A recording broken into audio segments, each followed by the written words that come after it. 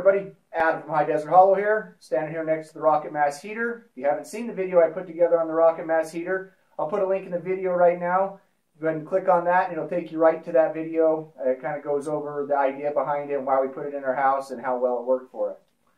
But what we're doing now is we're getting it ready to use this year for the winter season. So what we got to do is do a major clean out. This is an annual clean out. There's parts of it that we do more often, and I'll show you that when we get there. But this will be the one, the big one that does the whole system. Make sure it's ready to run. Make sure there's no major ash buildup or creosote buildup or anything like that. So stay with me. I'll bring you a little bit closer. We'll go through the steps and we'll go from there. Okay, so what we've got here, what we're looking at is this is directly down into where we put the wood. This is where the fire burns. The wood goes in vertically, and the fire burns from the bottom, and the wood just kind of self-feeds and gravity feeds down into it, and the fire burns horizontally. There's so much draft and draw on this Rocket Mass heater that it actually burns this direction off the bottom and actually goes into the burn chamber inside. So consequently, this is where all the major ash buildup's at. Anything that's left over gets put in here. And this is what I have to clean out about every 2 weeks or so during the winter. I have to let it burn down before I start a fire. I'll clean this out. Thing you got to be careful with when you're cleaning this out in the wintertime, there's still hot embers in there. It's still really warm. You want to make sure you use non-combustible stuff. You don't want to stick your hand in there and scoop it out. You don't want to put it in a plastic bucket. So that being said, what I've got is just an old Corelle teacup, I guess. Bought it at DI or thrift store someplace. Don't want to use the good china. You could also make a scoop out of an old tin can or something like that if you want, but I was at the store and I saw that and I was like, that'll be perfect. Also got just a cheap hand hoe. Bought it at Ace Hardware. I think it cost me $1. I don't know. It wasn't very much money. And what I'm going to use that for is I'll use it to scrape the ashes out of the burn tunnel that goes that way back into here so I can scrape them out. And then what we also have is just a metal bucket, and I can't quite get that in the picture, but it's just a metal ash bucket. For this clean out right now, at the beginning of season, I haven't used this all summer, obviously. I'll actually use my shop vac to get it cleaned out really, really good at this point, so we start fresh and new. You don't want to use the shop vac in the middle of winter. You'll be sucking hot ash into your shop vac, starting it on fire, causing bad problems. They do actually make an ash vac. I don't have one. I've never found a real need to have it. So, but yeah, basically in the winter, all I just do is scoop it out as best I can with this, haul them out, put them in the ash pile outside, out on the morel beds and stuff like that we have going here. Speaking of the morel beds, I've got a video out on that. Still don't have any morels, but I'll put a link in the video right now, and you can go to watch that if you're interested in stuff like that. So, that being said, we're going to go in here, and now I'm just going to scoop, get down in there, I'm going to break that ash loose a little bit, and just scoop it right out. Put that in the bucket. Now we'll get a little bit of this worked out, like that. Then what I'll do is I'll take my hand hoe, put that in there, and basically all I'm doing is using that to pull the fly ash that goes towards into this tunnel back towards this spot here where I can get it scooped out.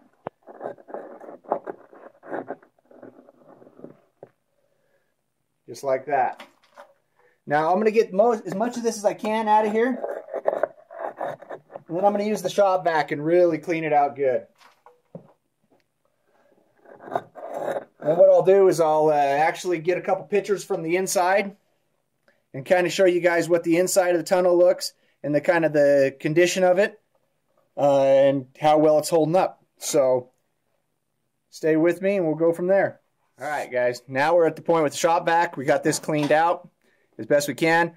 Once again, this is cold. I haven't used it in months. I do not do this if it's hot. You'll burn your shop vac up. It'll cause all sorts of problems. Don't do it if it's hot. So, gonna get noisy.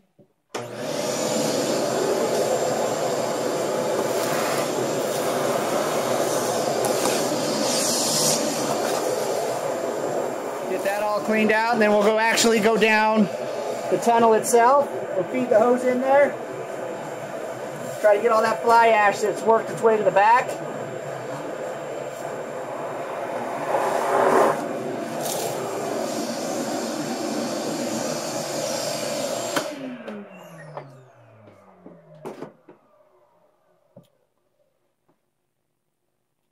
All right, I don't know if you guys can see in there real well, but that is cleaned out.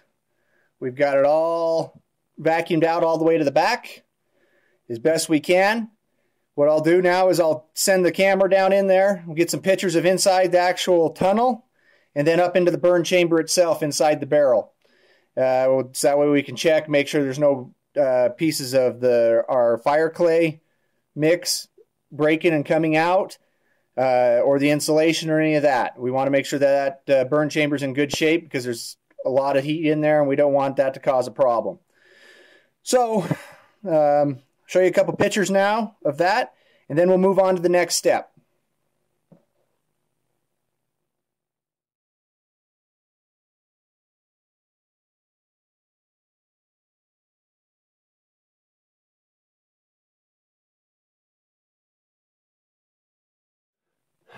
All right, everybody, this is our first clean out.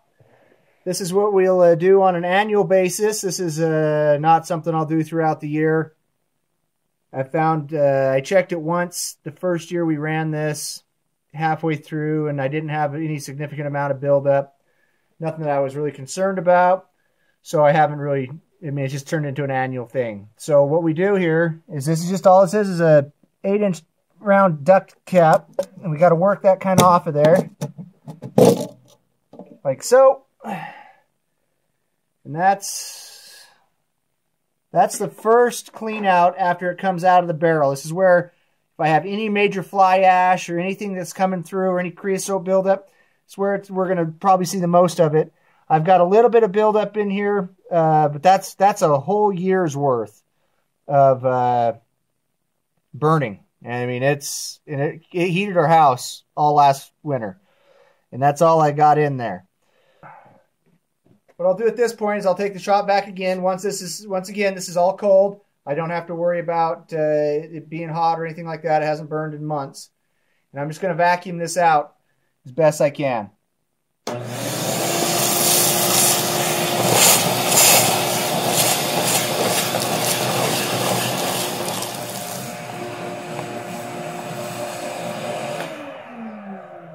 Another thing I'll do at this point is I'm going to run this vacuum hose down the pipe as far as I can, just to get it as cleaned out the best we can at this point.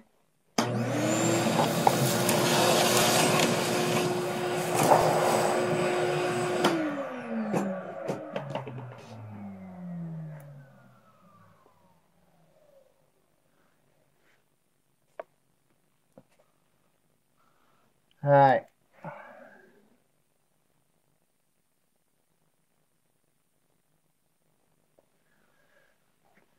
Next thing I'm going to do, now I've got all that little bit of fly ash and just a very little bit of creosote I had in there out. I'm going to go ahead and just inspect it really well, make sure I don't have anything that looks like it's wearing through.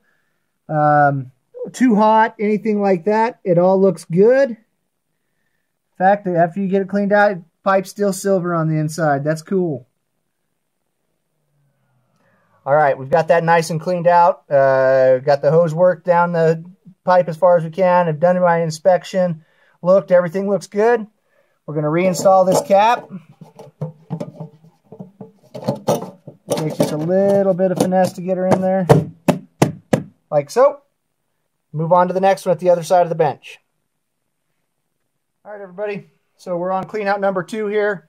This is on the other side of the bench. So this is where the pipe actually turns around and starts heading back towards the barrel to go up the chimney and out of the house. So I've already kind of broke this loose a little bit because this one's kind of a pain to get out.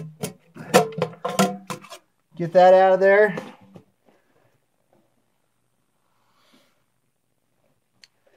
As you can see, we have hardly any ash at this end too. This is amazing. This is why we like this system. It burns everything so complete. We don't have any real major creosote buildup because it's all reburned inside the barrel in that secondary burn chamber. and it just works. It's amazing. So I'm going to go through the same process, vacuum this one out, get the cap replaced, and we're going to go to the last clean out after that. So I'll bring you back here after we get this cleaned out and do an inspection on it. Okay, this is the third clean out. This is the one that goes right at the base of the chimney after the system has gone all the way through. This is one of the reasons we check things every year. This thing had caught a couple starlings, had gone down the chimney, came in here and died at some point.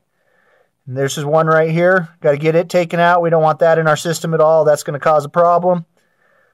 So that's why we do the annual check. They don't go in there when it's working, but during the summer they go to fall down the chimney. So I'll try to get a better lighting sit up here. It's kind of tight. I can't use my tripod, so we're just going to go with that. I'll get this bird taken out. I think I got 2 of them there. And we'll get it cleaned out and try to get a better picture in there, kind of see what it looks like at the very end right before it goes up the chimney. See if there's any creosote buildup at all or anything like that. I don't think there's going to be, but we'll double check. So we'll get these birds pulled out and we'll take a look. All right, there's the last clean out after I got the birds out of it. There was actually 3 of them in there. Very little fly ash, no creosote that I could see. The pipes in here look like they're in good shape as well. Got no major problems or concerns that I can see. Everything seems to be running great. So we're going to get the cap back on and get ready to fire this thing up for the year. All right. So that's the completion of the annual clean out of the rocket mass heater. Got all the ash taken out of the burn chamber, the burn tunnel, all that. Got the fly ash out of the system. Got all the exhaust pipe inspected. Everything's looking good. There's no creosote buildup. There's no problems that way. System's running great. I don't have a concern or a problem with it at all. It's proven itself to me over 1 complete season that stay tuned because I'll be doing a video finishing up behind the rocket mass heater. We're going to put the rock on the wall and around the face of it and make it look real pretty now. That being said, if you guys have more questions about the rocket mass heater, let me know in the comments. If you have specific questions or if you just want a more general video on it and kind of the operation and how it works, I can kind of break it down for you. It's amazing. It burns less wood, more efficient heat, and it's cleaner. It doesn't put even smoke in the air. Neighbors don't even know I got a fire going when we're burning the fire in. So anyways, though, in the meantime, we're just here trying to live a more self-reliant lifestyle and promote modern homesteading. This is Adam with High Desert Hollow, signing out.